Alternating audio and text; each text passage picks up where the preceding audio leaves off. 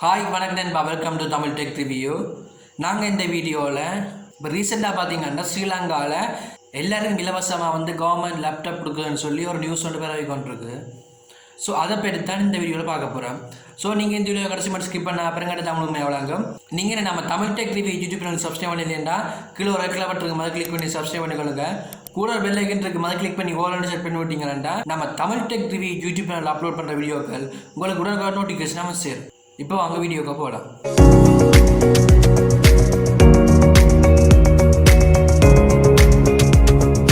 Okay, ரீசெண்டாக ஸ்ரீலங்காவில் பார்த்தீங்கன்னா சோஷியல் மீடியாவில் ஒரு லிங்க் ஒன்று ஷேர் பண்ணப்பட்டு வருது. அதாவது கவர்மெண்ட் ஃப்ரீயாக லேப்டாப் ப்ரொவைட் பண்ணுது. நீங்கள் அந்த வெப்சைட்டில் உங்களோட மொபைல் நம்பர் மற்றவங்களுக்கு என்ன லேப்டாப் டைப் பண்ணணும்னு சொல்லி நீங்கள் டைப் பண்ணா காணும் உங்களுக்கு லேப்டாப் ஃப்ரீயாக கவர்மெண்ட்டே கொடுக்குறேன்னு சொல்லி ஒரு நியூஸ் பரவுது. அந்த நியூஸ் உண்மையோடு கேட்டிங்கன்னா 100க்கு 100 தான் போலியான நியூஸ். முதல்ல இந்த வெப்சைட்டை பார்த்துட்டு அதுக்கு பிரமிச்சத்தை பார்ப்போம். ஓகே, இதான் இந்த லிங்கை கிளிக் பண்ணிங்கன்னா ஸோ இப்படி தான் பார்த்தீங்கன்னா அந்த வெப்சைட் நிற்கும். இதில் பார்த்தீங்கன்னா கங்க்ராச்சுலேஷன்ஸ் யூ ஹேண்ட் பி செலக்டட்னு சொல்லி சும்மா ஒரு மெசேஜ் கொடுத்துக்கிறேன். இதில் மேலே பார்த்தீங்கன்னா all the laptops will be delivered before 31st January 2021 அப்படின்னு சொல்லி கொடுத்துக்கலாம். மேலே பார்த்தீங்கன்னா golden opportunity for youth, government providing free laptop, order your free laptop டுடேன்னு சொல்லி மேலே ஒரு மெசேஜ் சொல்லி கொடுத்துருக்குறான். கீழே பார்த்தீங்கன்னா எண்ட் யுவர் ஃபுல் நேம்னு சொல்லி கேட்டிருக்கிறான். இதில் இந்த மொபைல் நம்பர் என் ஃபுல் நேமை ஆட் பண்ணிக்கொள்கிறேன். ஓகே, ஆட் பண்ணிவிட்டு இந்த மொபைல் நம்பர் கேட்டுக்கிறேன். ஓகே, இப்போ நான் என்கிட்ட மொபைல் நம்பர் பார்த்தீங்கன்னா நீங்கள் டயலாக் சிம் யூஸர் இருந்தீங்கன்னு தெரியும். இந்த நம்பர் டயலாக்ன்ற கஸ்டமர் சர்வீஸ் நம்பர், அதாவது 0337 போட்டு 678 டயலாக்ன்ற கஸ்டமர் சர்வீஸ் நம்பர். ஸோ அந்த நம்பரை பார்த்தீங்கன்னா நான் இப்போ என்டர் பண்ணியிருக்கிறேன். ஓகே, கீழே பார்த்தீங்கன்னா செலக்ட் லேப்டாப் பிராண்ட்னு சொல்லி கேட்டிருக்கிறேன். இதில் நான் அதை கிளிக் பண்ணி ஸோ இதில் பார்த்தீங்கன்னா ஒரு கொஞ்சம் பிராண்ட் கொடுத்துருக்குறான். லெனோவா, டெல், ஹெச்பி, டோஷிபா, HCLன்னு சொல்லி இதில் பார்த்தீங்கன்னா டெல்லை செலக்ட் பண்ணிக்கொள்கிறேன். இதில் பார்த்தீங்கன்னா சப்மிட்னு சொல்லி ஆப்ஷன் கொடுத்துருக்குறாங்க அடியில் ரெட் கலர் பட்டனில். ஸோ அதை கிளிக் பண்ணிக்கொள்ளுங்க. ஸோ இப்போ பார்த்தீங்கன்னா டிஆர் பைரன் வி ஹவ் ரிசீவ் அந்த நம்பரை சொல்லிட்டு இதில் ஷேர் ஒன் வாட்ஸ்அப் குரூப்னு சொல்லி கொடுத்துருக்குறாங்க. ஸோ இதை பார்த்தீங்கன்னா நீங்கள் 10 குரூப்ஸுக்கு ஷேர் பண்ணணும் வாட்ஸ்அப்பில். இந்த நியூஸ் உண்மையோன்னு கேட்டிங்கன்னா 100 தான் ஃபேக்கான விஷயம். ஸோ நீங்கள் இப்படி இந்த வெப்சைட்டில் உங்களோட பர்சனல் டேட்டா, அதாவது உங்களோட மொபைல் நம்பரையும் உங்களோட பேரையும் கொடுக்கலாம், என்னென்ன பிரச்சனை இருக்குன்னு சொல்லி இந்த டெமோ பார்த்தப்பறம் நான் சொல்கிறேன். இந்த வெப்சைட்டில் லிங்கை பார்த்தீங்கன்னா ஒரு லிங்க் கொடுத்துக்கிறான், முன்னுக்கு ஒரு பேர் கொடுத்து .club, அங்கெல்லாம் பார்த்தீங்கன்னா ஒரு ஸ்லாஷ் போட்டு ஆஃபர், அங்கே இன்வைட்னு சொல்லி கொடுத்துக்கிறான். இந்த முதலனே அப்புறம் இந்த வெப்சைட் ரீஃப்ரெஷ் பண்ணிவிட்டு இப்போ ரீஃப்ரெஷ் பண்ணிவிட்டு பார்த்தீங்கன்னா அந்த மேலே நிதிருக்கல்லோ இதை அப்படியே லிங்கை காப்பி பண்ணி இதில் பேஸ்ட் பண்ணிவிட்டு இதில் பார்த்தீங்கன்னா இந்த முன்னாள் அவ்வளோத்தையும் எடுக்கிறேன். இப்போ பார்த்தீங்கன்னா இதான் ஒஃபிஷியல் சைட்டாக இருக்கணும். இப்போ நான் இதான் கோவா கொடுக்குறேன். ஓகே, இப்போ பார்த்தீங்கன்னா 400 எரர்னு சொல்லி ஒரு மெசேஜ் ஒன்று ஷோ ஆகுது. ஸோ இப்போ இவங்களுக்கு இருக்கணும் இது ஒரு ஃபேக் வெப்சைட். இது என்னத்துக்கு கிரியேட் பண்ணினான்டா உங்களோட மொபைல் நம்பரை எடுக்கிறதுக்கு தான் கிரியேட் பண்ணியிருக்கிறான். இப்போ பார்த்துருப்பீங்கன்னு நினைக்கிறேன் எப்படி அதை சேரான்னு சொல்லி.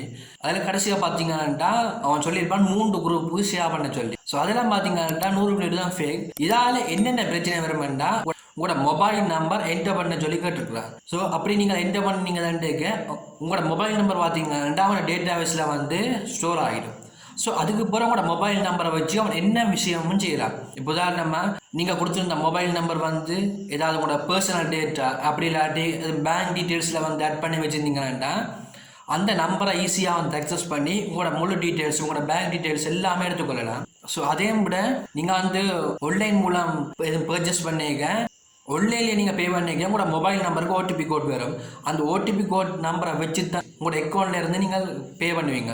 ஸோ அப்படியான விஷயங்களையும் அந்த கூட கூட மொபைல் நம்பரை வச்சு எடுத்துக்கொள்ளலாம். ஸோ அப்படியா லிங்க் வரைக்கும் கொஞ்சம் அவதானமாக கையாண்டுக்கணுங்க. நீங்கள் ஜஸ்ட் ஃப்ரீ தானேன்னு சொல்லி நீங்கள் அந்த வெப்சைட்டில் உங்களோட நம்பரை என்டர் பண்ணி ஈஸியாக போனீங்கன்னா அதுக்கப்புறம் நம்பரை வச்சு நிறைய விஷயம் செய்யலாம்.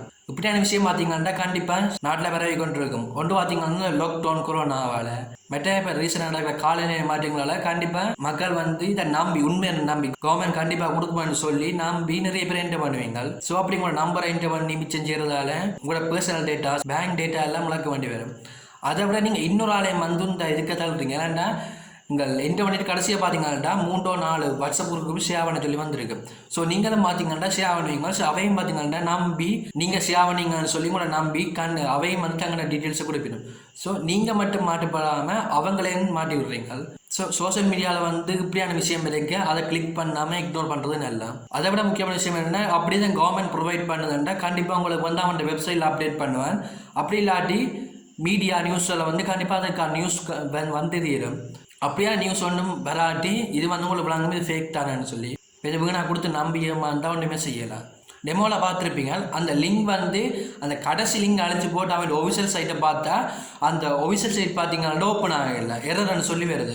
ஸோ இதுலேருந்து உங்களுக்கு விளங்கும் இது எவ்வளோ தூரம் உண்மைன்னு சொல்லி. ஓகே, ஒரு மாதத்துக்கு முதல் ஒரு வீடியோ போட்டிருப்பேன், ஃபேஸ்புக் அண்ட் செக்யூரிட்டி செட்டிங்ஸை பற்றி போட்டிருப்பேன். ஸோ அந்த வீடியோ பார்த்துட்டு ஒரு நண்பர் ஆள் வந்து கேட்டிருந்தேன், ஃபேஸ்புக்கை வந்து ஒருத்தர் நம்ம ஹேக் பண்ணிடல, அதெல்லாம் நம்புற கதையும். ஸோ ஃபேஸ்புக்கை ஹேக் பண்ணுறான்னு சொல்லி நான் அந்த விஷயத்தை நம்பலாமான்னு சொல்லி கேட்டிருந்தேன். ஸோ இதெல்லாம் தனக்கு நம்பிக்கை இல்லைன்னு சொல்லியிருந்தேன். ஸோ முதலாக தெரிஞ்சு கொள்ளுங்க, ஃபேஸ்புக்கை வந்து பிஷிங் அட்டாக் மூலம் ஹேக் பண்ணலாம். பிஷிங் அட்டாக் மூலமாக ஒரு வீடியோ போட்டு நான் அதை எடுத்துட்டேன். ஏன்னா யூடியூப் சேனல்லேருந்து எனக்கு ஸ்ட்ரைக் பெருக்குமான்னு சொல்லி ஒரு வார்னிங் போட்டிருந்தவே. ஸோ அதால் வந்து நான் அந்த வீடியோ ரிமூவ் பண்ணிட்டேன். ஸோ ஃபேஸ்புக்கை பார்த்தீங்கன்னா பிஷிங் அட்டாக் மூலம் ஹேக் பண்ணலாம். ஸோ அது அப்படின்னா ஒரு லிங்கை வந்து அனுப்பி ஹேக் பண்ணுறது. அவர் இன்னொரு விஷயம் சொல்லியிருந்தார், ஃபேஸ்புக் ஹேக் பண்ணி நான் வந்து ஃபேஸ்புக் நிறுவனத்தில் வந்து வேலை கொடுப்பேன்னு சொல்லி. அது 100% உண்மை தான். நீங்கள் வந்து ஒரு சிஸ்டம் உருவாக்கி அது மூலம் ஹேக் பண்ணுறீங்கன்னா கண்டிப்பாக உங்களுக்கு ஃபேஸ்புக்கில் ஒர்க் இருக்குது. அதே நேரம் வந்து கூகுள் நினச்சிங்கன்னா கண்டிப்பாக கூகுள் கம்பெனி உங்களுக்கு கூப்பிட்டு ஒர்க் தரும். ஸோ அப்படி இல்லாமல் ஒரு பிஷிங் அட்டாக் மூலம் ஈஸியாக ஒரு ஆள் எஃபி ஹேக் பண்ணலாம். நீங்கள் வந்து ஃபேஸ்புக் ஹேக் பண்ணிடலான்னு யோசிச்சுட்டு உங்களோட பாஸ்வேர்ட் அதுகளில் கவனம் இல்லாமல் இருந்தீங்கன்னா ஒருக்க ஹேக் ஆகினா தெரியும், உங்களோட ப்ரைவசி டேட்டா முழுக்க வெளியில் வந்துடும். நீங்கள் வந்து கண்மூடித்தனமாக ஃபேஸ்புக் ஹேக் பண்ணிடலாது அப்படின்னு சொல்லி நீங்கள் உங்களோட பாஸ்வேர்ட் அதுகளில் வந்து கவனம் இல்லாமல் இருந்தீங்கன்னா அதுக்கு பிறகு வார விளைவுக்கு நாங்கள் ஒன்றுமே செய்யலாது. அதுக்கான முயற்சி நம்ம என்னென்னா என்ன நெருங்கிய நண்பர் ஆளுக்கு வந்து நடந்திருந்தது. 5-6 நாளுக்கு மேலே தான் அந்த சம்பவம் நடந்தது. அந்த சம்பவம் என்னென்னா, இப்போ உங்களுக்கு இல்லை தெரியுமா, ஸ்ரீலங்காவில் வந்து எல்பிஎல் கிரிக்கெட் நடக்குது, லங்கா பிரீமியர் லீக்.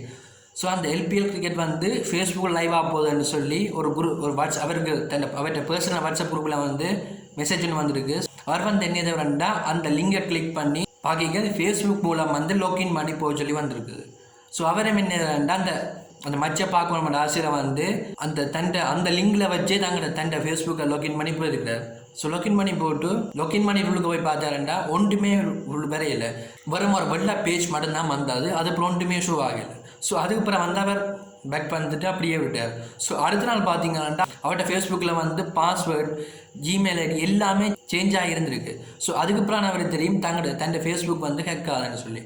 ஸோ நிறைய பேர் வந்து இதை விளங்கி கொள்ளாமல் ஃபேஸ்புக்கை வந்து ஒருத்தரால் ஹேக் பண்ணிடலான்னு போட்டு கவனஜீனமாக இருக்கணும். நீங்கள் வந்து சோஷியல் மீடியா பாவிக்கிறீங்கன்னா கொஞ்சம் பாதுகாப்பாகவும் கேர்ஃபுல்லாகவும் பாவிச்சுக்கொள்ளுங்க. ஸோ இப்போ நீங்கள் வந்து இப்படி இருந்துட்டு அதுக்கப்புறம் உங்களோட டேட்டா வந்து லொஸ்ட் ஆனால் அதுக்கப்புறம் உங்களோட ப்ரைவசி டேட்டா, உங்களோட பர்சனல் டேட்டா எல்லாமே வெளியில் வந்துடும்.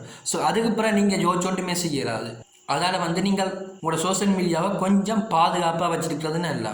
ஸோ தயவுசெய்து உங்களோட சோஷியல் மீடியா அக்கௌண்ட்டை கொஞ்சம் பாதுகாப்பாக வச்சுருங்க.